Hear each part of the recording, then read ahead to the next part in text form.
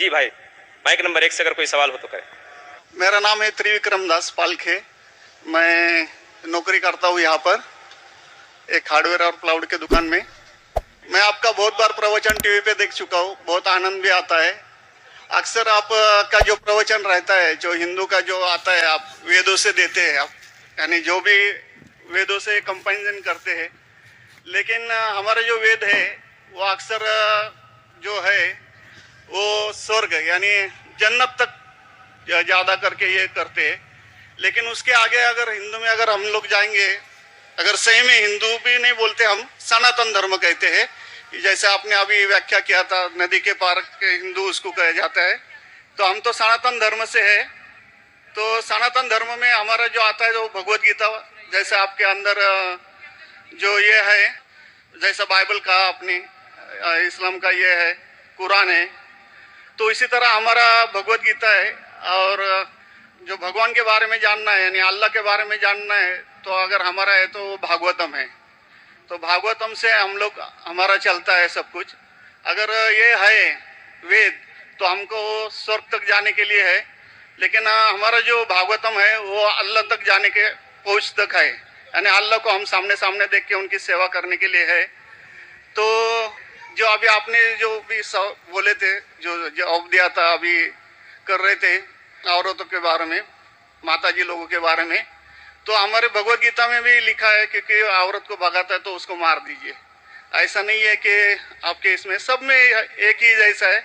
और आपका प्रवचन मुझे बहुत बहुत अच्छा लगा कि आपने जो कहा, जो लिखा गया किताब है, वो किताब के मुताबिक चले तो बहुत आदमी सुखी रहता है। बाकी तो मैं और कुछ सवाल तो कुछ पर्सनल पूछना चाहता हूँ, बाद में मैं आपको मिलके सब पूछूंगा, सबके सामने नहीं पूछ सकता।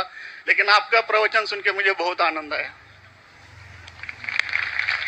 हमारे हिंदू भाई ने कहा है कि वो काफ़ी मेरे तकरीर देखते हैं टीवी पे और प्रसन्न होते हैं, खुसूसन जब मैं हिंदू धर्म के बारे में कहता हूँ। और वो कहते हैं कि वो सनातन धर्म को मानते हैं। और सनातन धर्म में भी आपको शायद ये पता होगा कि सबसे अव्वल किताब भगवत गीता नहीं है, वेद है। भगवत गीता सनातन धर्म अगर आप पढ़ेंगे, आर्य समाज, आप आर्य समझिए,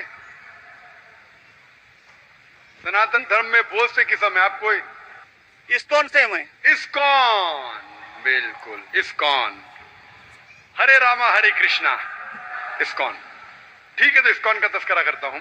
मैं गया था एक बार कलकत्ता में, और कलकत्ता में तकरीर थी मेरी। उस वक्त बारिश आती है, बारिश तो हो गई, लेकिन मेरे साथ आने वाले थे इस्कॉन के हेड कलकत्ता के। हम लोग दोनों जाते एक वैन में, वैनिटी वैन, मतलब जब बड़े मैदान में, यहाँ तो माशाल्लाह मैदान के बाजू में काफ़ी बिल्डिंग है, तो बड़े मैदान में प्रोग्राम होता है तो कोई ग्रीन रूम नहीं होता है, तो क्या करते हैं, वैन लेके आते, बस इसमें मेकअप रूम या आराम करने के लिए कंडीशन होता है। तो मैं इस्कॉन के हेड के साथ में बैठा था, तो उन्होंने वही बात कही जो आपने कहा, हमारे लिए सबसे अव्वल है भगवत गीता। मैंने बोला ठीक है, और कहे का वेद भी ठीक है।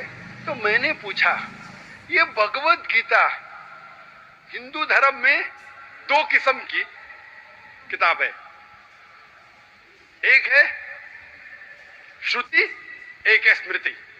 श्रुति मतलब जो भगवान की भेजी हुई किताब, वेद और उपनिषद। उसने कहा बिल्कुल सही। स्मृति किसे कहते हैं, तो उसने कहने लगा स्मृति कहते वो जो आदमी की लिखी हुई किताब है, मिसाल के तौर पे मनुस्मृति। तो मैंने पूछा ये रामायण और महाभारत क्या है, तो उसने कहा ये है स्मृति।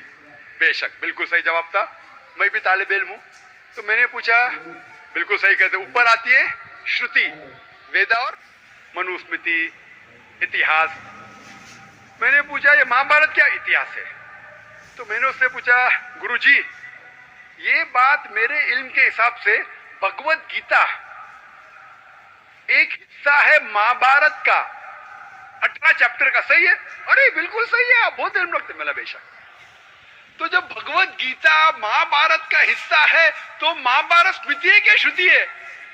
चुप बैठे, स्मृति है बोला। तो स्मृति ऊपर क्या नीचे? तो बोले हाँ आपके पास इल्म है ना, इसलिए आप जानते हैं। हम लोग को कहते हैं भगवत गीता ऊंची है, लेकिन हम सही कहते हैं ये भगवत गीता वेद का निचोड़ है। निचोड़ है लेकिन वेद ऊपर है, खुदा की किताब है। भगवत गीता इंसान की लिखी है, किसके जरिए? स्कॉलर्स कहते हैं, आपके इस्कॉन के गुरु भी कहेंगे वो।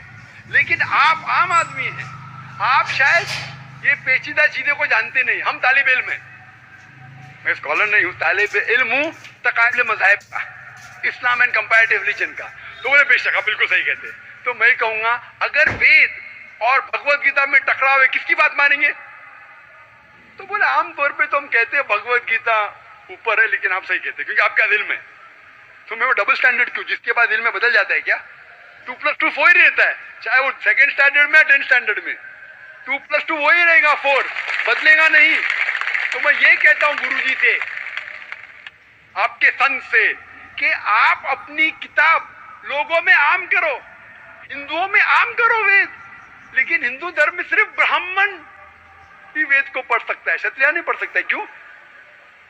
बाकी लोग नहीं पढ़ सकते, वेद व्यास शूद्र नहीं पढ़ सकता है। क्यों? हमारे मजहब में ऊंच नीच नहीं है, काला या सफेद, अमीर या गरीब, राजा या फकीर कुरान पढ़ सकता है।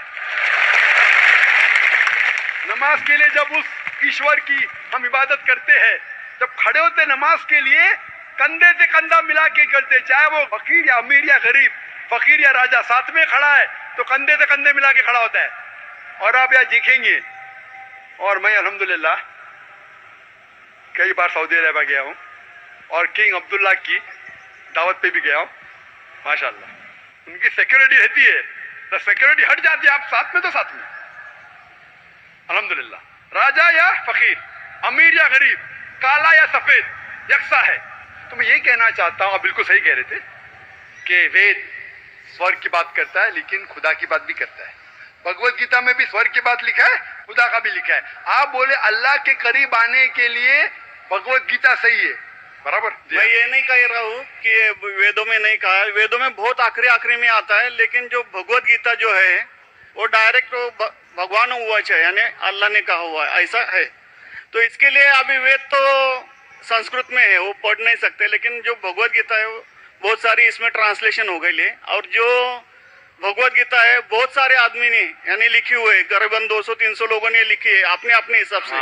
बिल्कुल सही कहा। लेकिन इस्कॉन का जो गीता है भगवत गीता, वो गुरु परंपरा में है, वो भी आदमी है, एज इट इज लिखा हुआ है, यानी वो परंपरा में अगर गया तो वो कृष्ण तक गया, यानी जिसने जो कहा है वो एज इट इज है, इसके लिए उसका लिखा हुआ as it is Bhagavad Gita. आपके स्वामी प्रभुपदा, बराबर, यस बराबर हुआ, स्वामी प्रभुपदा इंसानी थे ना, इंसानी थे ना, मैं किधर ना बोल रहा हूँ। ये हमारा कुरान जो है ना डायरेक्ट अल्लाह की तरफ से ना मोहम्मद सल्लल्लाहु अलैहि वसल्लम ने लिखा है, वही हम लोग ने ये कुरान जो है डायरेक्ट अल्लाह की नाज़िल यूं बहू। इसलिए जितने भी दिगर मज़ाहिब की किताब है, जैसे वक्त जाने लगे बदलते गए।